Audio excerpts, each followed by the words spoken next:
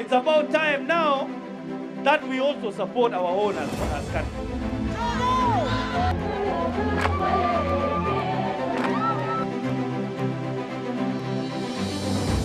Who is Honorable Nick Salat outside politics? Well, I'm a father of 4, 2 boys, 2 girls. I've never done anything else apart from being a politician. I've never been employed outside political. My first paycheck was through politics, which I became a member of parliament in 2002 for 1 term. And I've never stepped out of KANU. I've always stood firm in my party in the belief that it is the party of Kenyans that has the roots of this country. Who we are today is you can never write the history of this country without necessarily mentioning KANU. So outside that, the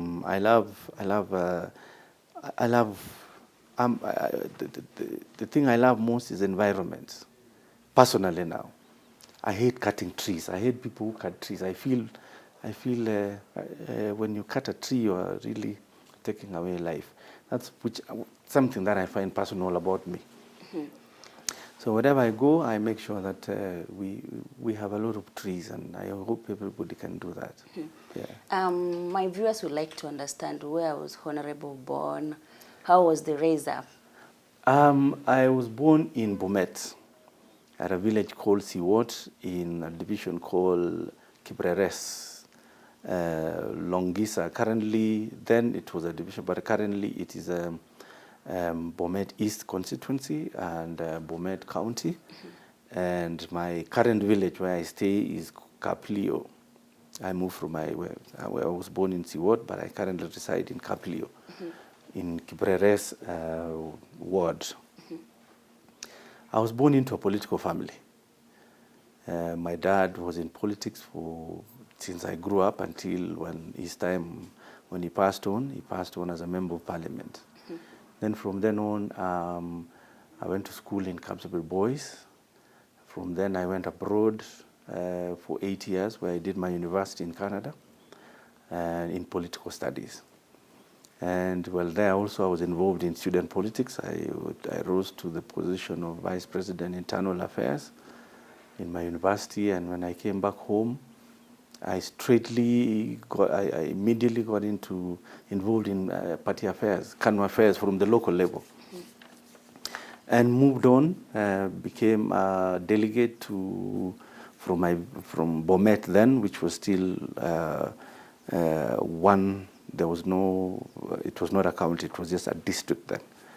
So I became a delegate, came all the way up, and took part in the 1997 general elections. So I entered into active politics from 1997.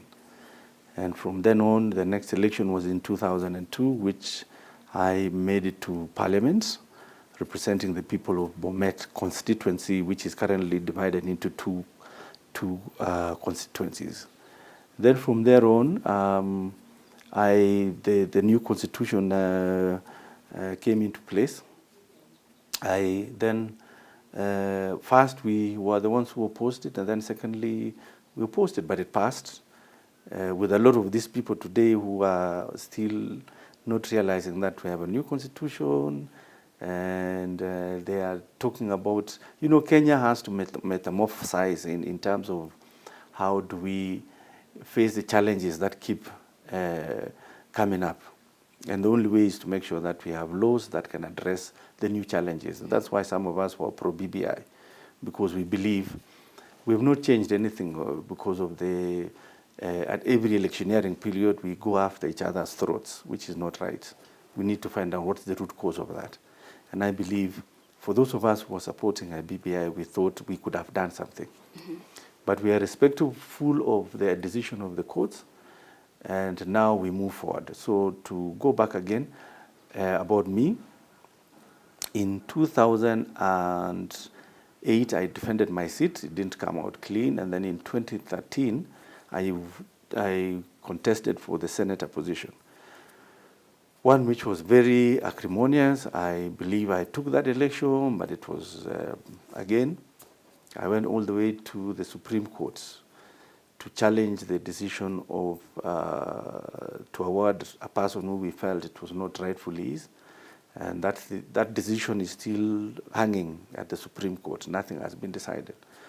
That's about 10 years down the line. 2017, again, I went for the Senate position of Bomet. That is my political life to this point. I believe that all those elections that I've contested in, I've done it in one party, KANU. I've never left KANU. And I'm not about to leave KANU. Yeah. Before you sink into being a KANU political diehard, do you have any siblings, and are they also in politics? I come from a good. We don't count numbers in our the number of people, because that's my dad's people. You know, I gave you mine. I said 2 boys, 2 girls, but I come from a large family. None of my brother tried to contest for MCA. It didn't work out. My mom was actually a nominated councillor, so in Sotik, and that's the closest person who I think has joined politics. My uncle tried in '92, and it didn't work for him. But other people who are related to us are currently serving in one position or the other. In MCAs, we have MCAs, but not in KANU. Your dad being also that he was part of the party of KANU, yes. And now you are here, diehard of KANU. Does it mean that you made a deal with your dad that you remain in KANU? I looked at, before even I understood what KANU was all about. But when I started now to mature politically, I realized that the party that actually has, that cuts across this country and which does not belong to any single community is KANU. It's just that the management of it has not really focused, which we've not been focused to really activate the structures that our forefathers who came before us had left behind. But I believe the structures are in place. It is only now, how do we activate them?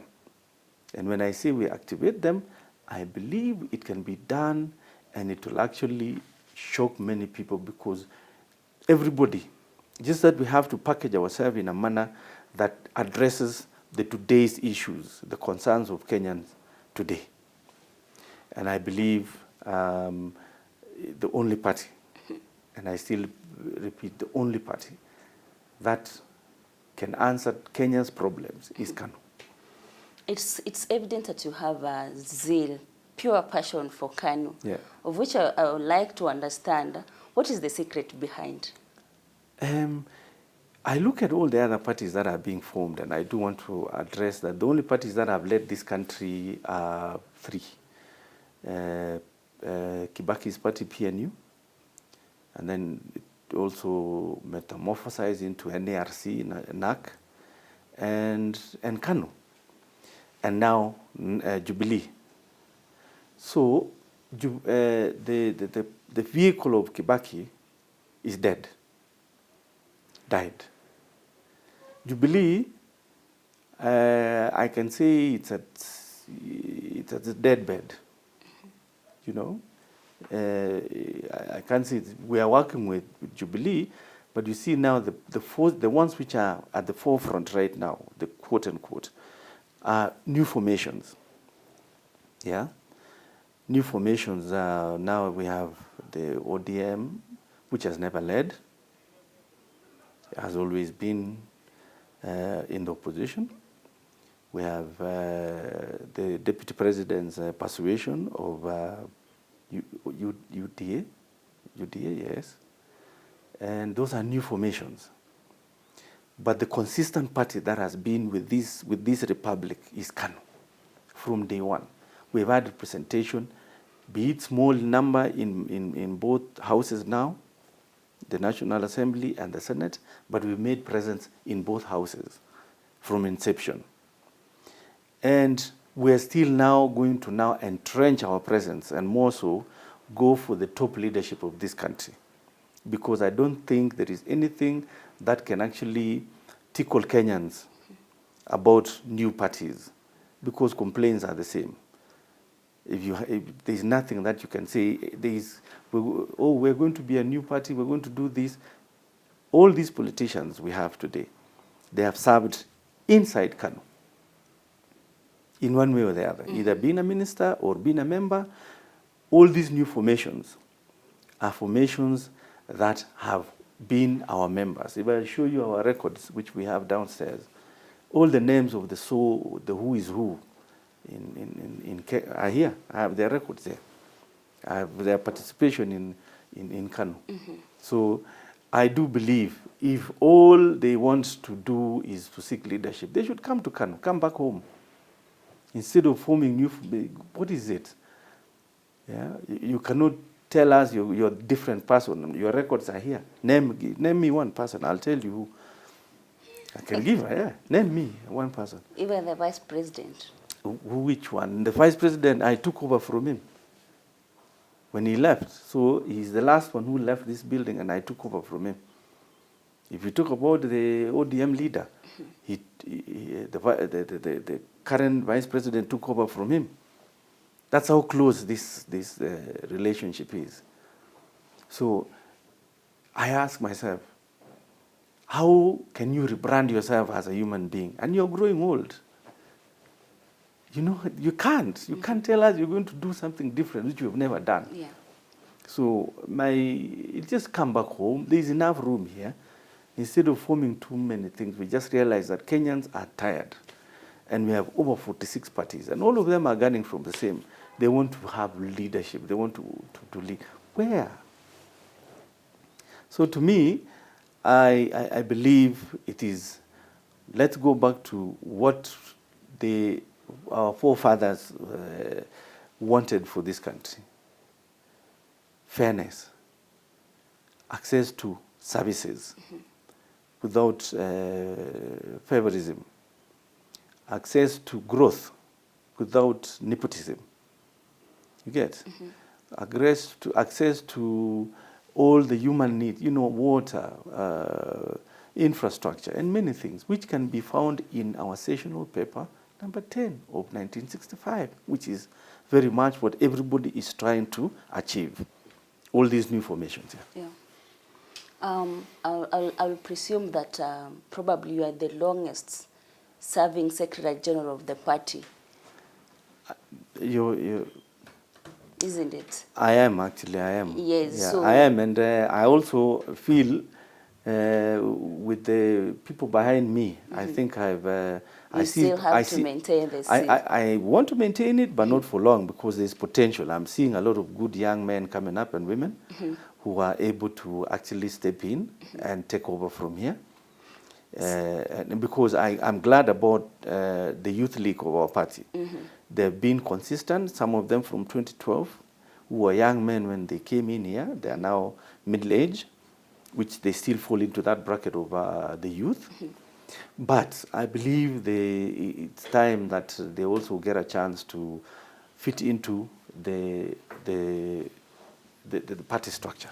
I would like to understand, Yeah. What is the secret that you've done to the party that has kept you maintained in the same position for that long time? Let me tell you about being, it's not easy. Don't anybody lie to you that it's easy. You have first to have the belief that you're in the right place, and that as an individual you have to believe in yourself, and then believe in the cause you're pursuing. I've believed in this party. That's why I've kept it visible. I've been there to make sure that in any engagement, KANU's presence is felt. And I mean that in going around, be it functions, we have to make sure that we participate fully in functions that are KANU related, and those that are even not related to KANU, but also are touching the lives of other Kenyans. We play a role. and also encouraging others to come on board, because a party is not an individual, it is the whole setup, where when I'm here, somebody in Nairobi is doing a different, engaged in another function, and also for the betterment of all of us. So that is why I believe KANU has remained relevant, because of those people who are dedicated. And I've also always made sure that in functions that are being held across the country, they are there to represent the party. Or we're helping or we're facilitating them to ensure that even though we don't have the resources that most people would think KANU has, like the other parties who are receiving funding from the Political Parties Act because they made they managed to meet the qualifications, we have made sure that with the relevance, and also we have, I have to thank His Excellency Daniel Moi, who not long ago left us, for he's one of those persons which I can say today I owe my political life to him. He saw Kenya in everything, and he made sure that he says, it's not about the money you have, it's about the people behind you. He says leadership is not about having a lot of money. It's about if people believe in you and you're doing right for the people. And that's what I think the motto that I saw in that mzee. And I've never met a leader like that. And he is what KANU is today. And I think I not only that, but I also thank the leaders who came along with him from inception. Talking of mzee, outside politics, who is he to you and his entire family? Most people don't know that from 1965, my dad was Mzee's personal assistant up to 1974, when he also ventured into politics. So that's how close. And then from venturing into politics, my dad was, after the demise of the founding father, Mzee Kenyatta, in 1978, my dad was made an assistant minister in the office of the president. And up to also his demise in 1988. Yes. So that, and then it continued. The goodness about the second president, he never lost touch with those who he had a relationship with the family. Maybe now with my dad, he didn't say, okay, my dad is gone, he abandoned us. So he kept in touch with us up to the point when I came also, when I ventured into politics, he encouraged me. Yeah. What of his son, Honorable Gideon Moi? I understand that there was a passage that you two went through. Age mate, it's called crossover. Yes. Yeah. Yes, that too is very true. But people don't know. It is actually because of my closeness with Gideon over the years. But also we're not that much apart in terms of age. But it's actually my elder brother who did the passage with his elder brother. Ah. Yeah, it's only that at around the same time, you know, our culture in Kalenjin, you don't have to be in the same place, but there is that age group. So belong to one age group. Now, his elder brother and my brother were in the same passage group, but held in my home. Oh, so you attended the ceremony? No. It was done in my home. Oh, okay. Yes. That ceremony was, my father was hosting that passage, rites of passage at home. So could it be the one that has brought that bonding between you two? Definitely. First and foremost, it is, we were friends before even joining politics, family friends. And more so, it is that relationship between my father and Mzee that has kept the family close. So I found it that way, and I joined the bandwagon, and we're still here. Yeah. You've talked of thinking about to relinquish the seats to youths. Yes. And then you have twice unsuccessfully vied for Bomet seats. Yes. Should you expect the same in 2022? Are you planning to vie for any seat? Two things which we are very concerned about, and every party and political party are concerned about. Transparency of this coming process, the IEBC process has to be transparent. We also seek to make sure that the processes from, as people don't understand, the process to 2022 has started, and it starts with the registration. Has it been made accessible to many? Are people really informed about the registration itself? Those are the processes now have kicked off. So it will get to a point now, the next is now verification of those. So what we are saying is the process has to be transparent, accountable, up to the day of voting. So we hope, which we have seen that you could be campaigning, but other people are talking to, addressing issues of manipulating the vote. So we want a fair and transparent election of 2022. Then we are, if you ask me now, yes, as a politician, once you are in it, it's like a disease. You cannot, once it is something that you can't run away from. I will be one of the contestants for a political position in Bomet come 2022. Chama cha KANU nikiwa katibu mkuu. Tuko ndani kabisa, ndani. In 2017, we saw you affirming about KANU working with NASA. In quotes, you said, ndani. It was a tone that became a signature to so many. Should you expect the same come 2022? The beauty about politics is you have to be, then I didn't even plan about that. You just have, you have to be natural. You just don't say, I'm going to form another slogan or anything. But when you believe in something, you will come up with another slogan which can carry the day. And definitely, I do expect that we will have a rallying call. I call it a rallying call. That can set the tone for the electioneering period. Yeah, it's like a war cry. And this one is definitely a war cry that we believe will give KANU victory. And what I know for a fact is some things are won even before they are fought. So we're planning now to really start early, know where we're heading to, and it gives you a chance to balance. You see, our team leader, Senator Moi, has said he's a team player. This country is not about. So as KANU, there is that possibility that under the Political Parties Act, you can engage in a pre-election agreement. And if we believe, that's why we're hitting the road hard, to make sure that we want to make sure that by early January, we know where we are as KANU, because we want to go all the way.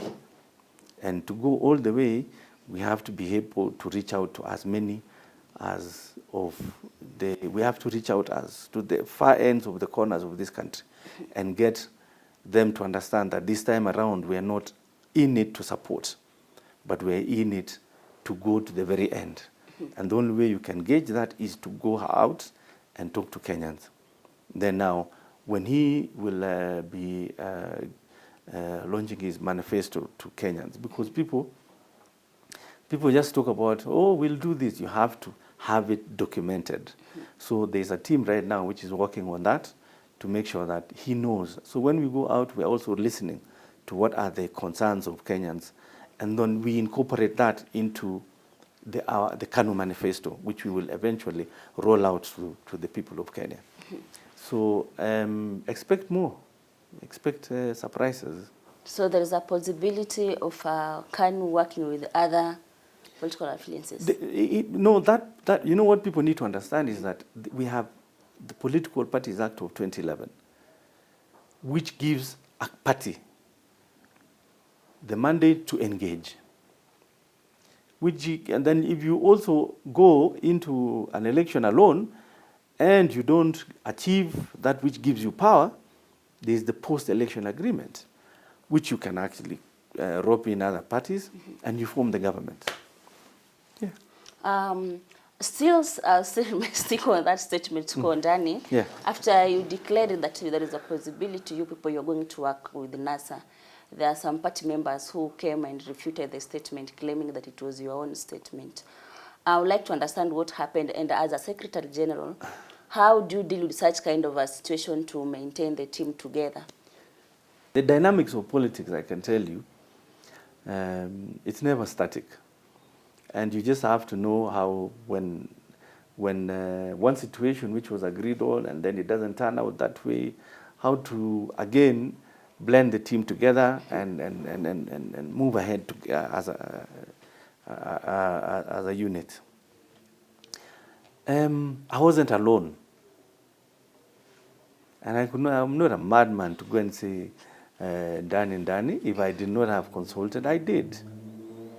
But you see, when it got so much attention, some people felt like, what? How? So they felt they have been left out, so they decided to fight me. But we immediately realized that this was something that we needed to manage as a team, as a party, and we did manage it. And a very democratic party like ours, a vote was taken. And a direction was given, and that's what ended up being the direction we took to support the party of President Uhuru Kenyatta, Jubilee. Yes. Talking about our country's governance, what do you think is ailing the country?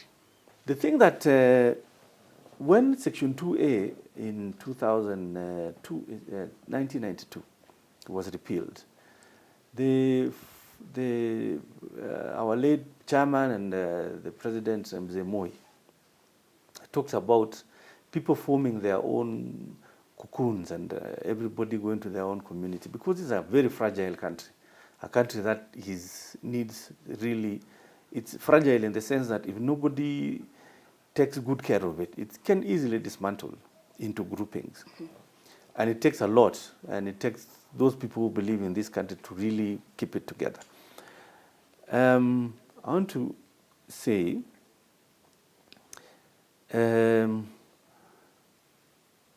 as a country, we really need to be very, very careful as to who we give the mandate to run this nation. Careful, because once we miss, if we make the wrong turn, it is easy to destroy than to rebuild. So I do believe Kenyans understand what we've built so far can be destroyed just at the stroke of a pen. And we do not need to say that history will judge our age group, especially those of us who are now saying there's some people are breathing over our backs here. We want to hand over a country that is better than where we found it.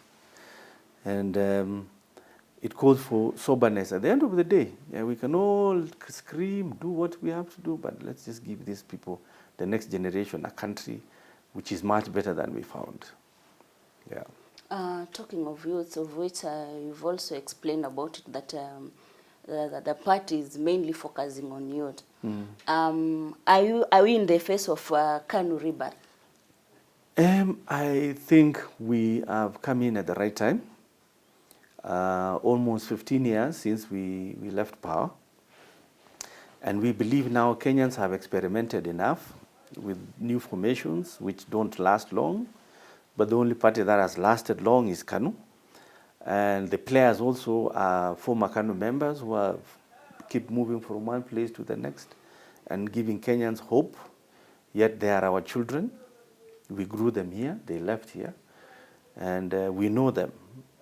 And I believe they could only just find out what was KANU's initial intention of developing this country.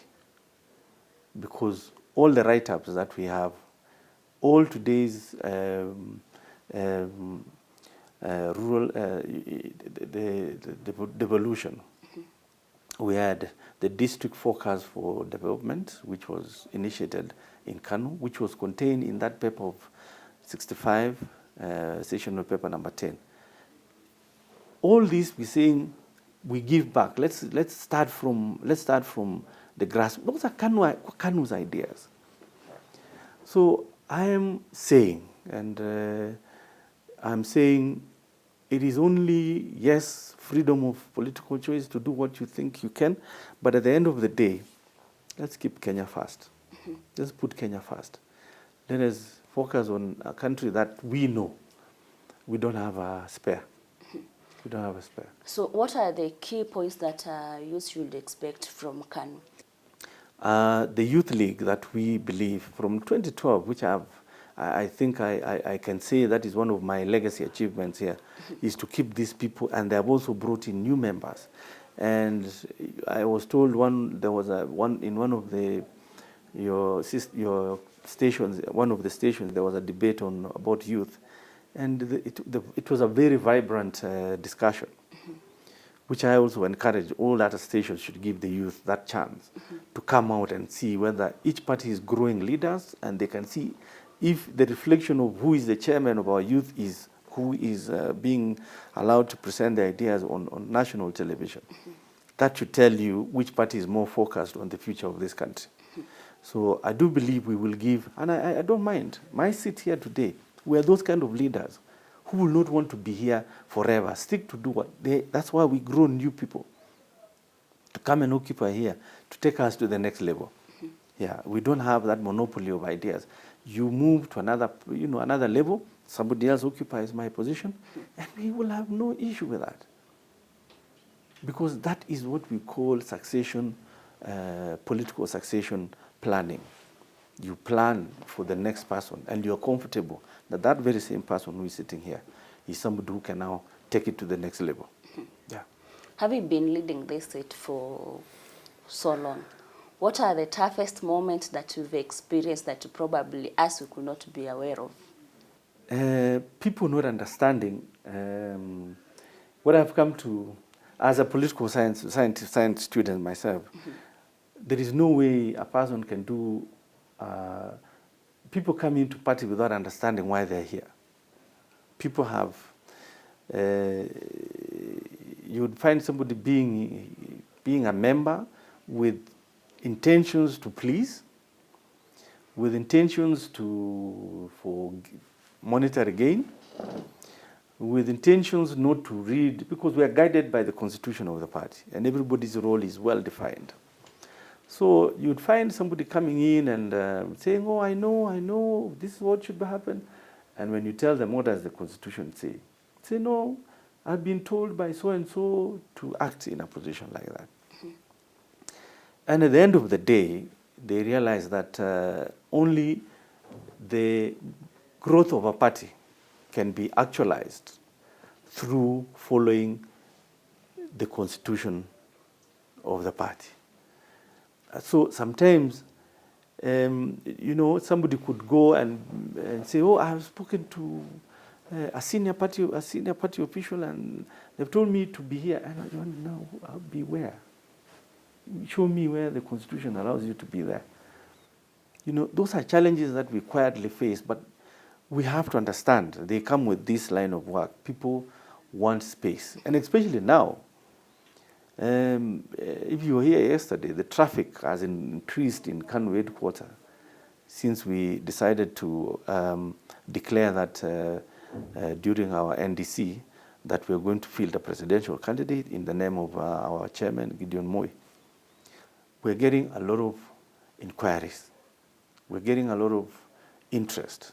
So I can assure you the next parliament of after the election of 2022, we currently have 12 members, and 3 at the Senate, 12 at the National Assembly and 3 at the Senate. We will triple that, if not even surpass the majority. Have you ever regretted working for KANU for that long? People tell me, if you ask anybody, they are telling me if I'd, in 2008, if I had joined ODM, I'd have easily been elected a member of parliament for Bomet. And 2017, if I had joined, which one was it? URP. I would not even need to campaign. But why? I don't want to just be told, okay, you come and you have to resonate with the people. That is why if you come to our areas today, I can, without fear of any contradiction, without, there is lack of leadership because the people there are relying on another leader to be a leader. Today, our people are suffering because they are always being told who to vote for, not who they want them to vote for.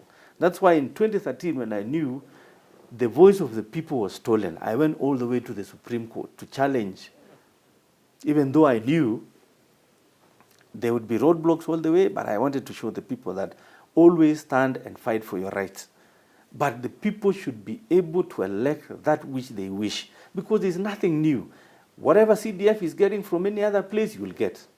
It's not going to be, oh, because you came through this party, oh, you will be given less or more. Everything is structured according to the law. But if you get a leader who was told, if you get a weak leader, everything that comes to you will be weak. Everything that comes to our region right now. Because, again, the same mistake is about to be made. That's why we in KANU are not interested in addressing an individual or talking negative about an individual. That you will not find from us. We will only explain our position to the electorate. And we will tell them, make the right choice to get that leader that will serve you. Because we're lacking behind in many things. And even I can tell you, my area voted government in 13 and 17. But if you go to Nyanza today, if you go to Western today, if you go to the coast today, which all voted opposition, they have actually benefited from this government than those people who voted government. In terms of the development projects that have headed in that direction, both coast and Western and Nyanza, if you come to our place, they've been told, oh, we're suffering. How does the suffering of an individual have to do with, your vote should guarantee you change. Let me tell you about a vote. A vote to change for the better. It's not, you don't give out your vote for free. That's why clever communities are seeking audience with these people who are going to contest for the top seats to say our region demands A, B, C, D. That means your vote will count for to better your life. But not just because your fellow citizen or whatever is suffering, or your local person there, you're giving out your vote because he's your clansmate, he's from your region, he's from your... No. Get leaders. And I always tell people, life, we're not practicing life, we're living it. So the 10 years gone, the development which we are lacking, nobody can explain because the leader you chose is the one who is explaining and he's in trouble. So when he's in trouble, everybody's in trouble. And there's no independence. So I can tell you the Rift Valley region, from maize production, from better infrastructure than the rest of Kenya. We have infrastructure like the rest of Kenya, but if you look at the quality of that infrastructure, something is wrong somewhere. Something went wrong. So this time around, we wish we in Rift Valley, and I heard the Deputy President the other day saying, let's open up political space. Let everybody campaign everywhere. And I do applaud that. And more so, we should actually listen to everybody and no violence. Do not create violent situations where there need not be one. Listen to somebody. The day of voting is only as spur of the moment, and that decision is done. But do not cause mayhem. Let everybody be heard. And that is what will make this country a better place. Kwa kisiasa itakuwa huyu, sivyo? So mimi tu ni kusema hivi, kwa vile mzee alituchunga sisi, kwa vile mzee alichunga Kenya hii, kwa vile mzee alichunga sisi wote, pia sisi tunamwambia huyu, tunamwambia KANU ya mke. We saw your party leader, Honorable Gideon Moyo, being handed over the Mzee Rungu. What does that mean to the party? First and foremost, the sequence of that handing over the Rungu was first traditionally done from a family setup, where it was given to the elder brother, which is a normal thing. But the elder brother felt the political bigger limelight is with Mheshimiwa Senator Gideon Moi, and handed over to him. And also, as a party, also we do recognize the importance of that traditional rungu in terms of power, in terms of a power tool that you can use to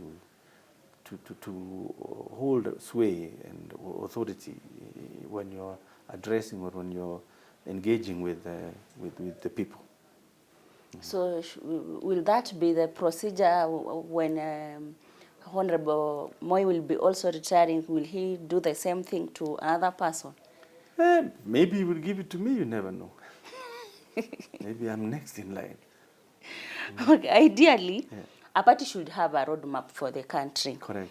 Yeah, and do you think, do we have such kind of parties at this era? The roadmap to power is how a party prepares to deal with the emerging issues, problems that the people are facing. And that's how you can actually say, you see, the former president, the founding father, Mzee Kenyatta, did up to a point. First was liberation, to bring liberty, to bring freedom to Kenya. That's what he can be given. And he did what he had to do under the circumstances, and he led for that period. Mzee Moi came from 78 to 2002. He focused on education and unifying a nation that was from day one divided by the colonialist. And he tried his very best to jail together a very fragile nation. Then Kibaki came, he opened up the economy. And everybody credits the economical expansion to Kibaki. And Uhuru came, the president came, and he focused on infrastructure, which he has done very well. President Uhuru came, and he can be credited. That is his legacy. That's why we will actually celebrate Uhuru 10 years down the line. Many people are complaining now. But what he's doing, he will be celebrated 10 years after he's left power. I believe people don't see it because of the hardship that came along, his deputy not giving the right support that he needed. You know, those are the issues that has really been challenging to his legacy. But all in all, now the roadmap to anybody who wants to take over from here, in terms of political parties, we have to say now, what other areas, like especially now, we have had we've borrowed, how are we going to address the debts that we have, without actually reducing the other, without really telling Kenyans to tighten their belts and to pull up their socks and all of that. So we need to have a party that has that balancing act to make sure that Kenyans do not pay more taxes to pay debts, but at the same time continue providing the services that Kenyans expect. So the roadmap rests within the party development of what ideas they will sell out to the public. Yeah. What difference can we see from the KANUs in 60 with the current KANU? This KANU today is like KANU now. We call it KANU Sasa. KANU Sasa wants to focus on the problems that are bedeviling the Kenyans today. the KANU now needs to really say, yes, we had a program in the 60s. We look back and say what was achieved, what was not achieved, because we can never divorce ourselves from who we were then. We have to be realistic and consistent so that people can tell what did we stand for then and what are we. Our case is different. We're not going to reinvent the wheel, but we can only say that the players are going to be the people who are faced with the problems of today and be able to give the solutions of the problems that the people are facing today. You get? But you see, you cannot, those ideals of then can only be now implemented and modified to solve the problems of today. You've been an iconic of the party, and we saw you declaring in Mzee's funeral that you are going to leave the legacy that Mzee has left. Are you still standing with the same statements? I think Mzee, for us, who happened to have been the icon of our recent years as a party, who stuck with, who led the party for 24 years, and even plus 24, he did more than 24 because even after he left, he stood before the current president, became our party chair. His legacy, one which we cannot, and any generation that comes after us, love, peace, and unity. There is no price to that. There is no value. When a country has love, peace, and unity, I don't know what else you can actually value. Because without that, all that we aspire, development for our children, development individually and all, we have to have these three ingredients: love, peace, and unity. And that's what legacy that I cannot, it is a legacy that actually can go beyond generation, after the generation. Yeah. So, and that can now be followed up with development issues that are touching on our everyday needs in an environment where there is love, peace, and unity. Before BBI was shut, you were so vocal about inclusivity. Yeah. How do you think we are going to achieve this now that BBI is no longer there? There is nothing that you get overnight.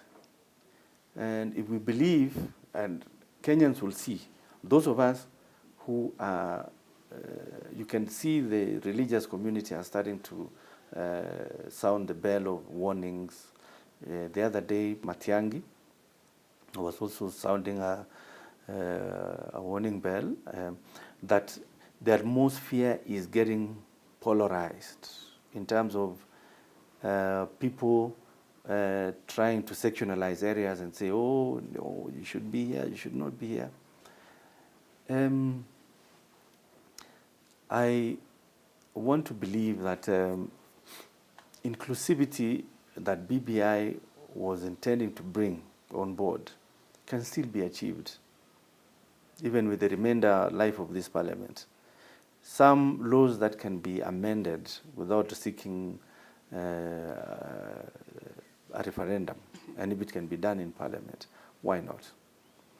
And that is why inclusivity in this country is what people, that's why people always want to tear into each other's throats, because they believe when your own is in power, then it's your time.